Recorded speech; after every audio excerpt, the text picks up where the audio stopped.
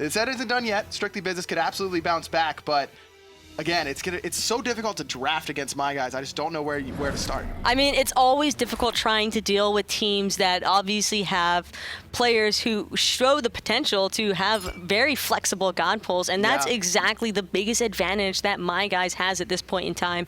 They're a very experienced team now, and the fact is, all of these players are so confident with each other and have so much synergy lined up already that it just makes it more than easy enough to adapt to any situation. They've been absolutely killing it on basically whatever you give them. Zeus is going to be the first pick here. No Susano ban, but Strictly Business do ban away the Awilish and the Ymir. So Coviiii going to be able to have that Zeus in the mid lane. Xing, the first pick on the backside here for SB. And Bastet for Reminisst. Interesting. May as well just throw something new at my guys, right? And see if they can handle it. I'm not going to lie, though. That's pretty scary, considering Bastet, sure, she recently saw a buff, but Bastet clear facing up against Susano Zeus. That's not exactly what I would call an ideal situation, especially considering that your solo laner or support potential is looking at the Xing 10. Also another god who tends to struggle early, and Odin being the third choice for my guys. Strictly Business feeling confident, though, and choosing to lock in the Isis. Yeah, the Isis into the Odin. A little bit of a curious decision. Usually you'll see mid laners stray away from that Isis up against the Odin because, yeah, circle protection's great. You get protection and a big heal whenever you pop it, but can't heal inside that Odin cage, and Odin really doesn't care about your protections. He's going to kill you once he's locked you in there, especially when it's Wolves. Strictly Business looking to ban out Brochacho, a couple Guardian bans, whereas my guys, they're looking at Keji with the Medusa and the Apollo. It leaves open the Ram. It's going to be the pick for the rookie hunter into the SCL. There is already so much early game potential this time around from my guys, and this is a very strong draft. I am not even surprised to see the Muzen being the hunter option locked in for Transonics, because when you have a Khepri, there is already so much survivability possible to make up for the lack of mobility that AMC has. And then when you combine that alongside of the Odin, Zeus, and Susano ultimates, it's going to be incredibly difficult for Strictly Business to find the proper engagements to really play around the draft for my guys. Once upon a time, when you see the AMC locked in, you're like, okay, they're trolling. They're feeling themselves a little bit too much potentially. In Season 4, that really isn't the case. With how isolated duo lanes can really be, AMC has the potential to get the farm necessary to withstand the ganks from the junglers. And like you mentioned, especially with the protection of a Guardian like Khepri, we could really see Transonics take this immobile ADC and make a big impact with it. And realistically, AMC is actually probably the best hunter in the game as far as 1v1 boxing is concerned. So should Strictly Business opt to leave Keji alone in that dueling with Transonics, I would imagine that he would find the upper hand in the majority of those trades, because as a ROM, it's incredibly difficult trying to fight into AMC's abilities. See my guys all huddle up there in the middle lane and then call the play and then break apart, courtesy of that. You see them doing that because of the Khepri passive, applying a shield to all of his teammates. So that does have a fairly short duration, so that will fall off in just a little bit. My guys, again, sitting right on top of North America right now with a dominating win in game number 1 up against their opposition, who is the number 2 team in NA right now. But my guys looking to secure that number 1 seed going into LAN. And they've got the characters to do it. A lot of comfort picks on the side of my guys. And SB, they drafted early pressure last time around. They've got a little bit of that with the Isis. Bellona can be a pressure god in lane at times as well, but overall, a little bit more mid-game oriented with this draft, I would say. And immediately, my guys making the rotation into Strictly Business jungle, really wanting to fight this out already. And if anything, the early game only favors them. Love the chain lightning there from Coviiii as he secured that speed buff and hits level 2. Chillvanus in a lot of trouble. KhaoticPurpose trying to chase down the enemy support. One more attack should do it, and Coviiii gonna find that first blood. Shout out to the speed buff that allows him to close the gap. Teep still trying to get away. One more auto. KhaoticPurpose Storm Kata should be up off cooldown very, very shortly, but instead my guys just turn around and kill Reminisst. This is not the start Strictly Business wanted. Again, the mid and the jungler for my guys started off and put my guys ahead right off the bat, 2-0 early on here. An incredibly smart target focus by my guys there, recognizing that Isis was just out. She was going to be Yeah. able to escape. KhaoticPurpose was still level 1. He just wasn't going to be able to find the in-hands or dash up close enough to secure the kill. So might as well just turn around onto that Bastet who doesn't have her jump available. I mean, he even expended his beads in an attempt to escape from the clutches of Brochacho, but by then it was already too late. Coviiii had stacked up the charges onto the Bastet, and it just ultimately, you can't really fight outside of that, and just gonna die every time. That's what I mean. I mean, you're invading against Khepri Zeus in the mid lane and Susano Odin on the right side. Yes, you have Isis, but in every other character is worse than their counterpart, I would say. You could make the argument that Nickwood on this Bellona is a little bit stronger at the level 1 and 2 than Wolves on the Odin, but I'd much rather have that Susano. I would much rather have that Khepri. And so my guy's obviously willing to take the fight. And that could go very, very differently if Strictly Business are able to secure that speed buff, but no burst damage coming out of Bastet. That the real damage she's providing is the dot, so she's not able to secure the speed buff, which allows Coviiii to hit level 2. And then he picks up the speed, which allows him to close the gap and pick up that first blood. Just a complete series of unfortunate defense for the side of Strictly Business. And as we saw on the other side of the map, Transonics is already feeling himself on this AMC.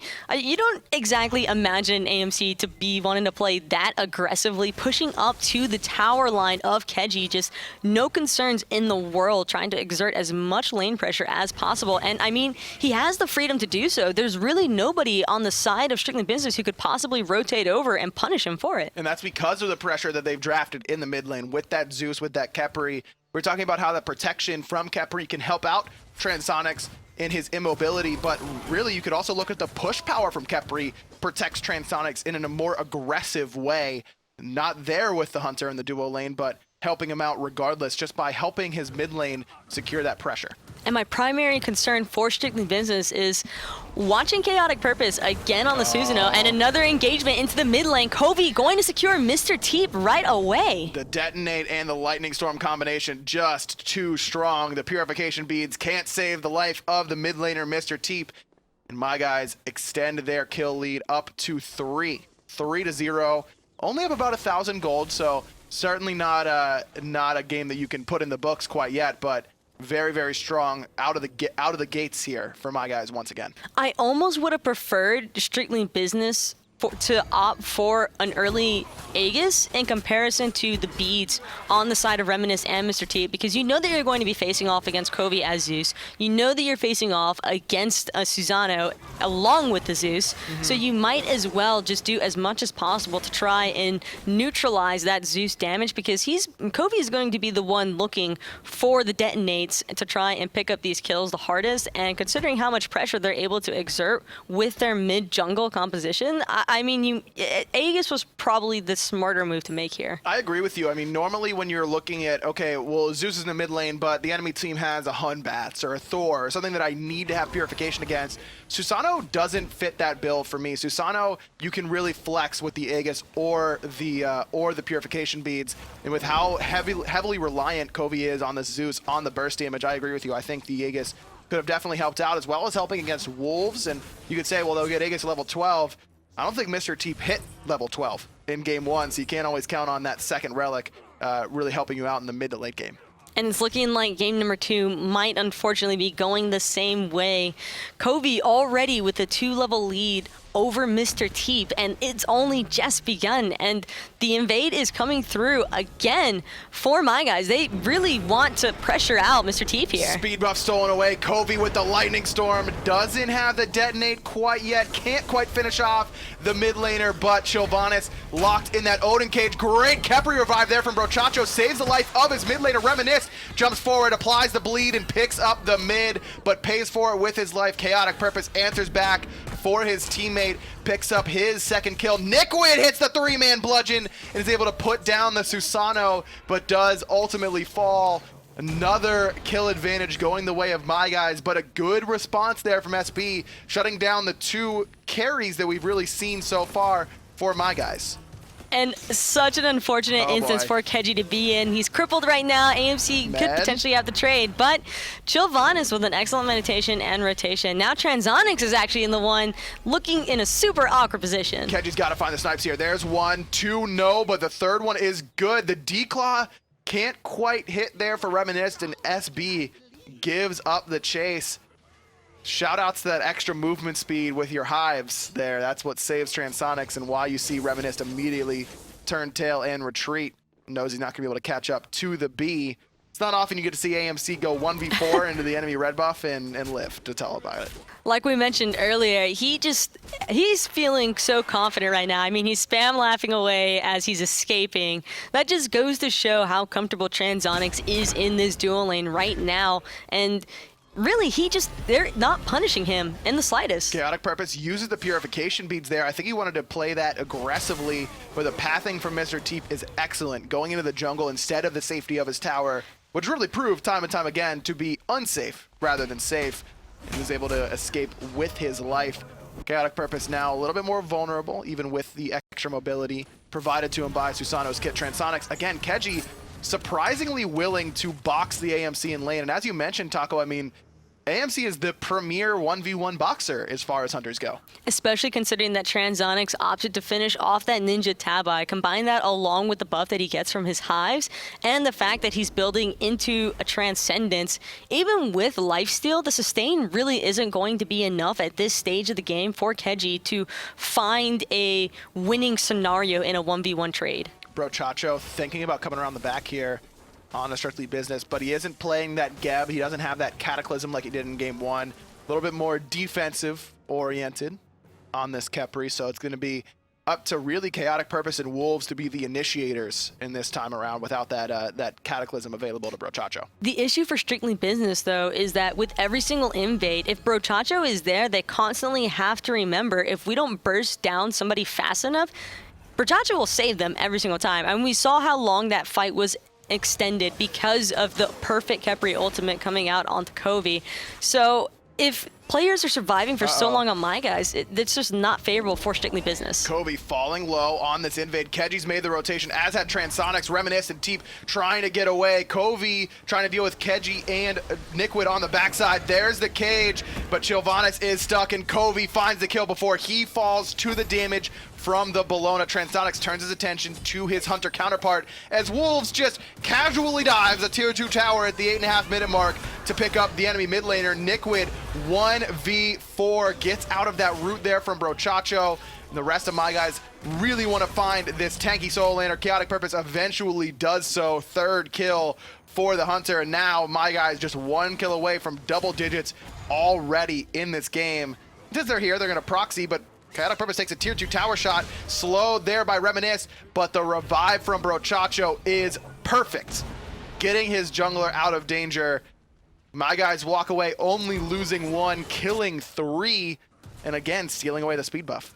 Transonics, though, could be in a bit of trouble here. Recognizes the rotation coming through from strictly business, and now he's just on the run. Nice slow there from Reminisst. Doesn't have the kitties, though, and again, the extra movement speed provided by the hives gets Transonics out of danger. Again, outnumbered in the enemy jungle. No additional movement speed outside of those hives. No dash or jump to write home about. But AMC escapes without a death. 0, 0, and 2 for the Hunter. Another thing, too, for strictly business is they're not really prioritizing trying to kill these AMC hives off the map whenever they see them. And I feel like a lot of times people tend to overlook just how much of a benefit these hives can be to AMC.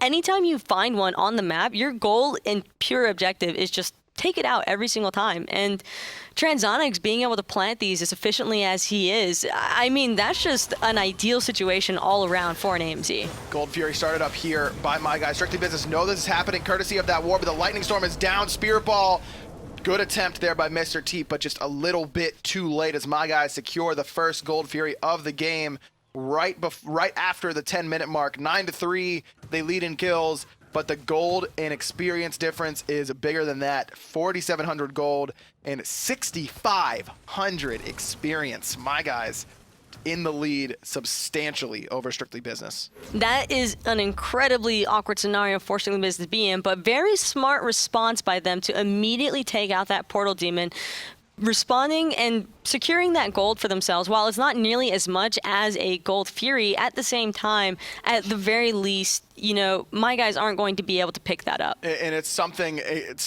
and that's exactly what Strictly Business need is basically anything to try and stem the bleeding here put onto them by my guys. Reminisst sitting at 1, 2, and 1. Not just hasn't been able to secure his own buffs, and I think that's been the biggest problem. He's the aggressor. He's the one trying to invade at level 1. Turns south. SB loses a considerable chunk of whatever lead they may have tried to get with that invade right off the bat. This is the first time Reminisst can say he's got his own speed buff around his waist, and maybe we'll see him turn up because of it. But take a look at Mr. Teep sitting at level 8. Brochacho, a Khepri support, is nearly 2 levels. Well, now only one since he just hit level 9. And now the engage is actually looking to be made onto Nikwid here in the solo lane. The dive is on. Nikwid does have that Eagles rally, but Teep and Chillvanus just back. He's got no support coming. It's only Reminisst, but that doesn't deter Nikwid from playing aggressively. Eagles rally underneath the tower there, and Reminisst decides to jump in. So Nikwid is able to escape without, basically with the 1v4 there with the support of his tower. SB don't have to worry about that kill quite yet. Now teleport in from Nikwid, trying to defend this tier 1 as my guys, again, this seems to be their strategy. Group up. As soon as they get a lead and the clock hits double digits, they want to group up and force you to fight them. And rightly so, trying to utilize their experience leads to the best of their advantage. I mean, when you're this far ahead, what you really need to be doing is aggressing the enemy team, because the more pressure you apply onto the map, the less time that Strictly Business has to even think about farming, much less trying to fight into you. But they still, at the same time, they're trying to just provide that little bit of presence to deter my guys as much as possible. And it was effective this time around underneath the T1 tower, but there's only so much longer that Strictly Business is going to be able to afford to present themselves on the map before my guys just decide to start engaging. It's bending but not breaking. That's the idea there for Strictly Business. If you have to give up a buff here and there, got to give up some, mid harpies or even your own back harpies, fine. It's about just stemming the bleeding, making sure you can make it to those middle stages of the game, because like you mentioned, Taco, they just need the farm. Specifically Teep in that mid lane. Isis already not the big burst damage mage, really there more to set up, not gonna be the Zeus of the world, but when you're behind a support, you feel extra unimpactful on a character like Isis. And especially considering that Isis, this is really the stage of the game where she's supposed to be flourishing, and she isn't having that possibility in the slightest. They're just constantly being invaded over and over again. Coviiii, however, looking pretty low there. Can't even get revived there by Brochacho. The burst damage is too good. Teep gets himself on the board. The cat still chasing down Brochacho. There's a Scarab's Blessing, and it will create enough space for him to get away for the time being. Keji has the snipes, looking to clean up the support. Isn't able to do it. He's going to be able to get away. Keji tries to roll out of the cage, but cannot do so. Wolves on point once more, but not with the bird bomb. In fact, he's tossed back, but look at the damage from Transonics, able to pick up the enemy hunter and the enemy mid laner. Wolves still trying to juke. He's 1 HP. Eagles rally over the top. Wolves and Brochacho's very, very low. Finally, someone knocks down Brochacho. Nikwid able to find him, but cannot chase down that Odin. Transonics comes through the tier 1 tower, trying to get back to safety, maybe just trying to kill Chillvanus. Transonics never usually worried about his own life, but really ending that of the opposition. That's going to be it. My guys walk away, 12 kills now to their name. Transonics is actually entirely too fast for Nikwid to even have a possibility of chasing down. Now trying to solo secure these oracles, but my guys are there immediately, 3-man strong, and that's more than easy enough for them to defend. And Wolves gets out with 1 HP in that last engagement, and that's one of the things that he really has done since he moved onto the console scene and has really made a big name for himself over here with these console players. He's that one guy that always seems to live with 1 HP. And it's just infuriating because his play style is so in your face. It's so, come on and hit me, but you do, and then he gets out with 1 HP. If SB are able to secure Wolves there, they don't lose that tier 1 tower on the right-hand side because he's not able to teleport in and immediately push down that wave. And that's a lot of gold that could have been available to them. He's level 15. That would have been a big bounty for them. Well, that was actually really smart tower aggro juggling by my guys there, because since Brochacho took the tower aggro away from Wolves, it allowed Wolves enough time to get his cooldowns up again to have the Odin shield available, and because of that, they were able to find the upper hand in the trade. Transonics, even though he's playing AMC, still wants to flank the opposition. The ward did spot him out there before it was countered by that of My Guys. 15 minutes in, 12-5, My Guys in the lead, continuing to extend that gold lead up around 6,000 gold right now. And immediately, My Guys, once again, grouping up around the Gold Fury. They really want to try and find the engagement here. Or should they find some success and pick up a couple of kills in this duo lane, that could spell complete disaster for Strictly Business. Cage comes down onto Mr. Teep. Has the ultimate, doesn't even get it off. KhaoticPurpose able to knock him down for the 4th time this game. Teep has just not been able to make an impact really in this series whatsoever. Good poke damage there from Coviiii with that Chain Lightning Detonate combination, but the meditation from Nickwood keeps everyone from Strictly Business healthy enough to try and contest this Gold Fury. But My Guys, they don't even care about the objective. They care about the kills. There's the damage. The Lightning Storm right on top. Reminisst is going to be put down by Coviiii with the detonate. Nickwood doing his best to stick on to the enemy mid laner. Without that Eagles rally, there's nowhere for him to go. He's going to fall in that Gold Fury pit to the hand of Transonics. Oh, and by the way, Wolves is at the enemy back camps, just doing whatever. Don't worry, everyone. He's going to get out with 1 HP. I can basically guarantee it, and he's trying to take the 2v1 up against Keji. There's the Spirit Ball, but it isn't in time to stun him up against that wall. And the cavalry is here from My Guys, all of them off that Gold Fury, and immediately there to help their solo laner. Beads forced out by the root from Brochacho. Gold Fury, 2 kills, tier 1 tower, all with My Guys' stamp of approval. That gold lead getting closer and closer to the 10,000 gold mark. They also managed to pick up Mr. Teep's beads, despite him being the furthest one back in that entire engagement. He had just come back, started making his way towards the fight, trying to provide some kind of support for Chillvanus and Keji, and instead, now with his beads down, he is just a sitting duck. It has been basically all game, and still we're at 17 minutes. No second relic available to him yet. We talked about how much that Aegis could really help him out in this matchup, but doesn't have it available to him quite yet. Still level 11 on the mid-mage. You can say the same thing for Reminisst in the jungle, both level 11. In fact, only 2 members of SB have hit that 12 mark and gotten their second relics. Only the side laners, Nickwood and Keji, so far, with an Aegis and a meditation, respectively. And this is just incredibly rough for Strictly Business. Nearly everybody on My Guys has almost a 3-level experience lead over their enemy opposition, and really there's just nothing left for Strictly Business. They just have to forfeit the map objectives at this point in time. Well, Nickwood doesn't want to forfeit that Fire Giant, and Strictly Business has to try and defend it, but immediately again, My Guys peel off the objective and take the fight. Nickwood falls immediately to the damage from Transonics. Great Typhoon and a better cage from Wolves. Wolves picks up Reminisst. Chillvanus next to fall. Transonics finds 2. Coviiii with another kill himself, and Mr. Teep has to watch as the rest of his team falls to the damage from My Guys. 4 dead again. SB, just no answer for My Guys. Mr. Teep doesn't even get to watch. Wolves is just completely diving him. 0 respect underneath this T2 tower. And wow, before he even has a chance to potentially fall down to Wolves, the surrender is just going to come through. What looked to be a promising matchup here, it's number 1 seed in North America versus number 2 seed, ends up in 2 sub 20 minute blowouts. My Guys assert their dominance in North America, and like I said, Taco, we're almost to the land stages. This is all about seeding.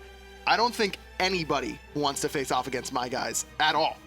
I'm not sure any of these teams are prepared to face off against My Guys at this point in time. I mean, Strictly Business have been looking phenomenal up until they faced off against My Guys today. And with the amount of aggression and just overall confidence that My Guys are playing with, I'm not sure the rest of these teams are ready to compete. Again, we talked about it during game 1 and in between games. It's like, what do you do? I mean, like we said, we can't give KhaoticPurpose Susano. You can't give Wolves Odin. You can't give Coviiii Zeus or Brochacho Geb or Khepri. It's impossible. It's absolutely impossible, and that's the strength of these really, really good teams. They make you play their game.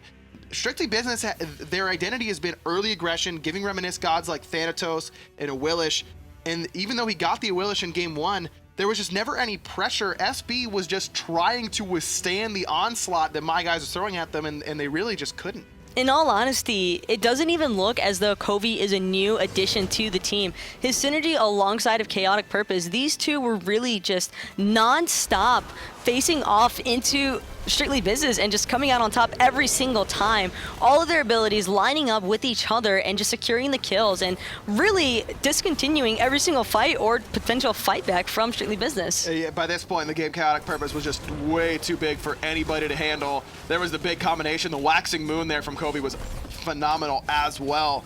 My guys just looking like a well-oiled machine. It's going to be difficult for anybody to really handle what they're throwing at him. KhaoticPurpose can just spam laugh you and Aegis underneath your tower because he just killed your whole team. Like, what are you going to do about it?